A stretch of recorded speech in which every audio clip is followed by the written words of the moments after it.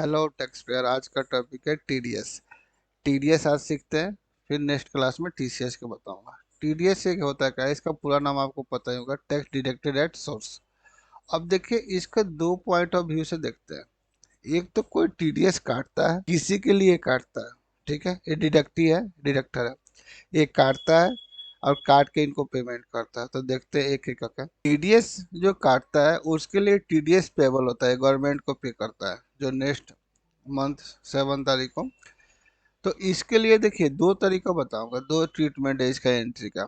इसको अब डायरेक्ट बताता हूँ कि डायरेक्ट क्या है कि करेंट लायबिलिटी है, आपको पता का। लोग क्या करता है, कोई कोई ड्यूटी एंड टैक्स में डाल देता है, तो वो भी वही इफेक्ट होता है। लेकिन बैलेंस शीट में करेंट लायबिलिटी अगर डालते हैं इसके अंडर में, हेड में, तो बैलेंस शीट में डायरेक्ट दिखेगा। बताता हूँ अभी प्रैक्टिकल कैसे होगा। डिडक्टी के हेल्प से देखेंगे तो टीडीएस इसको मिलता है, मिलने वाला होता है, तो इसके लिए तो करंट एसेट होता है। चाहे ड्यूटी एंड टैक्स में डालेंगे तो भी दिख जाएगा। तो सबसे पहले करंट लायबिलिटी और करंट एसेट में एंट्री करके दिखाते हैं। अब टेली में कैसे होगा, अकाउंटिंग वर्चुअल खोलिए और पहले पेमेंट पे करते हैं। पेमेंट पे डेट डाल दीजिए, बैंक ले लीजिए कोई सा भी। इस पे रेंट पेड कीजिए, जैसे 1 लाख है। अब यहाँ पे ऑल्ट सी करके एक लेजर बना लीजिए। कौन सा लेजर बनाते हैं? अब पेमेंट में ये टीडीएस पेबल वाला, कंट्रोल सी करके ऑल्ट कंट्रोल भी कर दीजिए।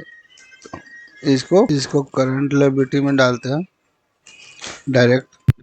अब इसमें -10,000 डालना है हमें, कि टोटल अमाउंट 1 लाख था।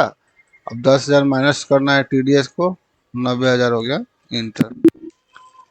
ऐसे ही रिसीव को देखते हैं, तो इंटर, वे सब बंक लीजिए।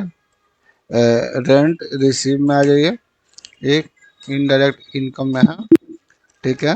अब वही 1 लाख। अब टीडीएस एक बना लीजिए, फिर से और सीख लीजिए।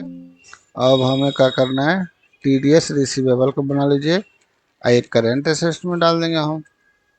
ऑल कंट्रोल भी, करेंट, करेंट एसेट, कंट्रोल ए, -10,000।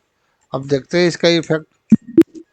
बैलेंस शीट खोलिए, बी दबाइए, ऑल्ट F1, और यहाँ पे देखिए टीडीएस रिसीवेबल 10,000 आ रहा है, और यहाँ पे करंट लायबिलिटी में टीडीएस पेबल 10,000।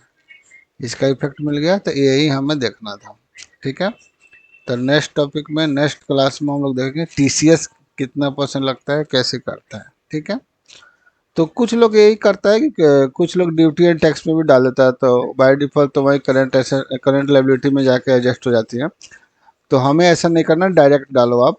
टीडीएस पेबल है तो करंट लायबिलिटी, टीडीएस रिसीवेबल है तो करंट एसेट, ठीक है। टीडीएस का क्या रेट क्या होता है, कैसे होता है? तो हर टीडीएस का अलग अलग रेट होता है, ये आपको गूगल पे मिल जाएगा। जैसे हम एग्जांपल रहे, रेंट, कैसे रेंट आप दे रहे हैं बिल्डिंग का, तो साल में चाहे एक कभी भी 240 से एक्सीड हुआ तो 10% आपको टीडीएस। ये लास्ट वाला 20% दिखा है, जो पेन मतलब अप्लाई, पेन नहीं सबमिट करते उसके लिए है, ठीक है।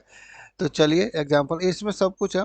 आप TDS chart on income tax search मारिएगा गूगल पे तो मिल जाएगा। इस बहुत सारा लिस्ट है, ये हर चीज़ का अलग है। लॉटरी पे कितना होता है, जैसे सैलरी पे स्लैब रेट से कटता है, आपको पता होगा।